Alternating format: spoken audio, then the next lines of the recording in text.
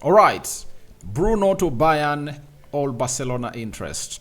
I tell you, sorry about that. I've always told you that there is something not going on at Manchester United, and there is a story I really brought you in here when Bruno Fernandes had gone ahead to order his agents to obviously hold talks with other teams, because it looks like Ineos is not doing the best that these players really expected in from them. Welcome to the United Matters channel. Hope you guys are really doing fine. I'm going to be breaking this story down to where you guys really want it, and then later we'll obviously try to build up another story to come up on this platform. 10 minutes are going to be enough for us to discuss Bruno Fernandes' interest to Bayern Munich. 3rd of June, smash the like button, comment and share.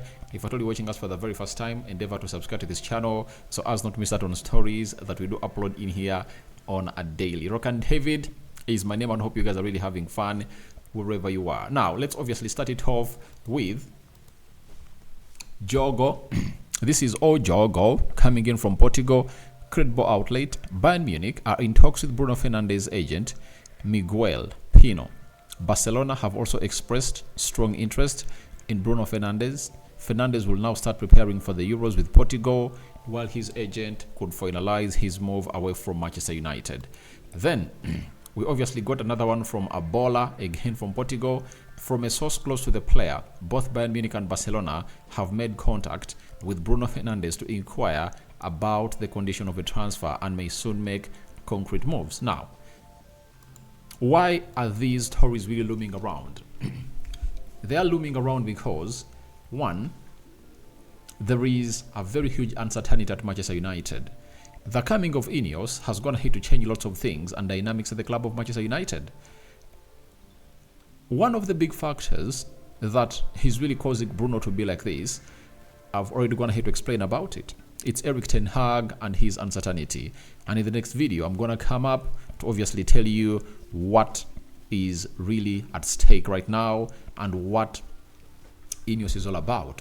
The second factor is that Ineos don't want aged players. That is it. Looks like they want to obviously get in a project of young stars, and the only safe people at the club of Manchester United are Onana, Dalot,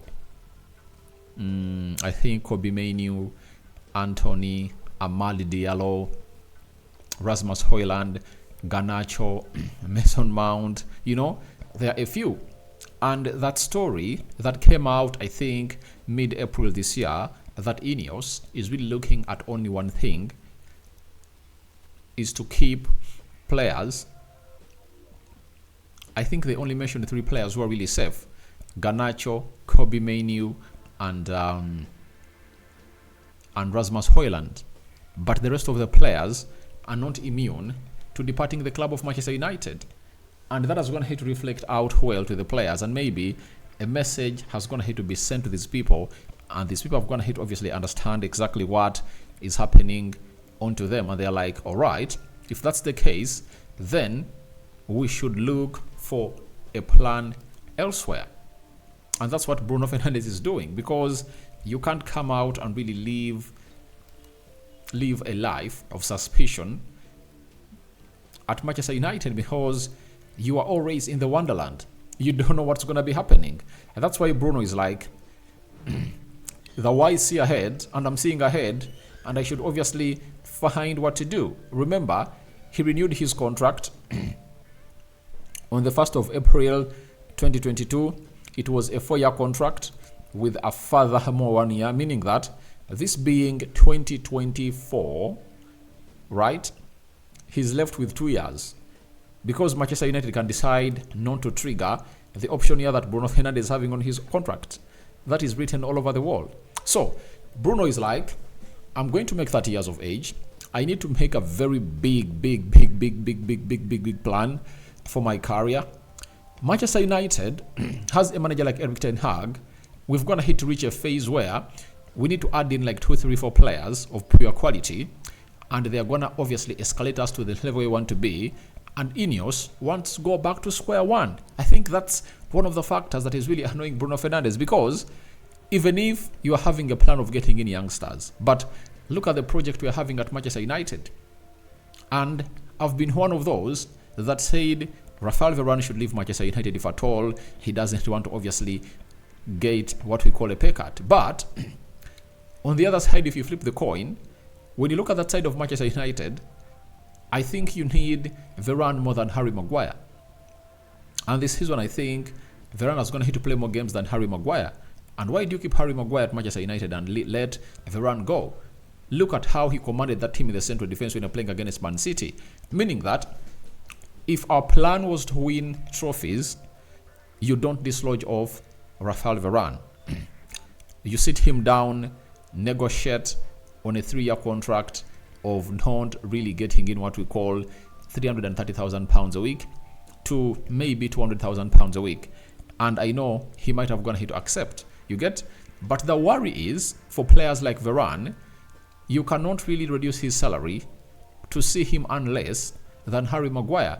There are players like Jadon Sancho who are really earning more than them, and they are doing nothing on the pitch. Look at Marcus Rashford, £340,000 a week. What is he putting up on the field of play? You know, that's what really I think is causing all this ruckus at Old Trafford. And Bruno Fernandes is like, all right, if you don't want to really listen to the players, then we are not going to come up here and really listen to you again. And I think he's right. And he's telling his agents to speak to Barcelona, or he told his agent to really look out for teams. And Bruno is a hotcake. When you look at Barcelona, Bruno fits into that team well like a glove. Why?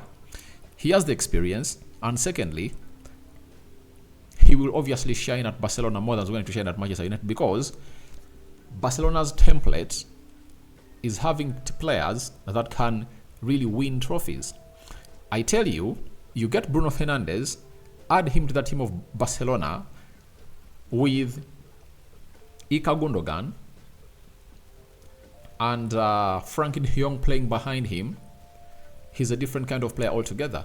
And that midfield three might turn out to be one of the best. Ilkay Gundogan, Bruno Fernandes, Frankie de Jong. Just think about it. You get?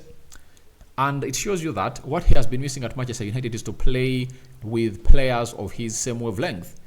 Do you remember that time when we had Nemanja Matic, Paul Ebile Pogba, and Bruno Fernandes in the midfield?